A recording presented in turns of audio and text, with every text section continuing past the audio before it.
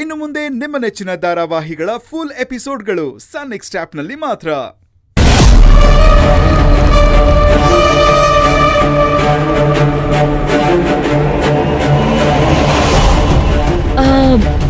ನಿಮಗೂ ಮತ್ತೆ ರಾವಣ್ ಬಾಸ್ಗೂ ಇಷ್ಟು ಒಳ್ಳೆ ರಿಲೇಶನ್ಶಿಪ್ ಇದೆ ಅನ್ನೋದು ನನಗೆ ಗೊತ್ತೇ ಇರಲಿಲ್ಲ ಸರ್. ಈಗ್ಲಾದ್ರೂ ತಿಳ್ಕೊಳ್ಳಿ. ಬಾಸ್ ಕಾಲ್ ಮಾಡಿದ್ರಾ? ಕಾಲ್ ಮಾಡಿದ್ರು. ಏನಂತ ಹೇಳಿದ್ರು?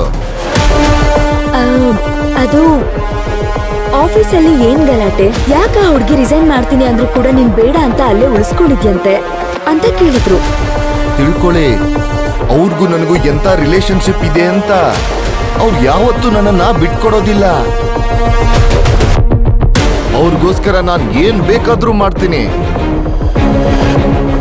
ಸೊ ಅವಳು ನನಗೆ ಎದುರು ಮಾತಾಡಿದಾಳೆ ಅಂತ ಅಂದ ತಕ್ಷಣನೇ ನಿಮಗ್ ಕಾಲ್ ಮಾಡಿದ್ದಾರೆ.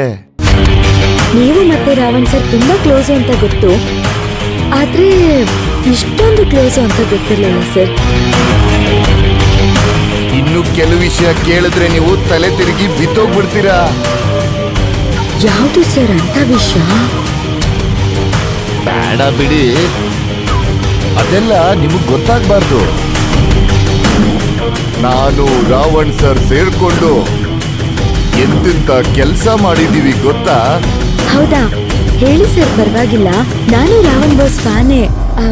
ನನಗೂ ಅವ್ರ ಬಗ್ಗೆ ಎಲ್ಲ ತಿಳ್ಕೊಬೇಕು ಅಂತ ತುಂಬಾ ಕುತೂಹಲ ಇದೆ. ಏನೋ ಸರ್, ನನಗೆ ನೀವು ಮತ್ತೆ ರಾವಣ್ ಬಾಸು ಇಷ್ಟೆಲ್ಲ ಕ್ಲೋಸು ಅಂತ ಗೊತ್ತೇ ಇರ್ಲಿಲ್ಲ. ಅದಕ್ಕೆ ಗೊತ್ತಿಲ್ದೇನೆ ನಿಮ್ ಹತ್ರ ಮಿಸ್ಬಿಹೇವ್ ಮಾಡ್ಬಿಟ್ಟೆ.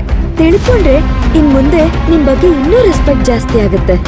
ನಿಮ್ಮ ಮತ್ತೆ ರಾವಣ್ ಬಾಸ್ ಸಂಬಂಧ ಗೊತ್ತಿಲ್ದೇನೆ ನಾನೇ ಸ್ವಲ್ಪ ಜಾಸ್ತಿ ಮಾತಾಡ್ಬಿಟ್ಟೆ. ಸಾರಿ.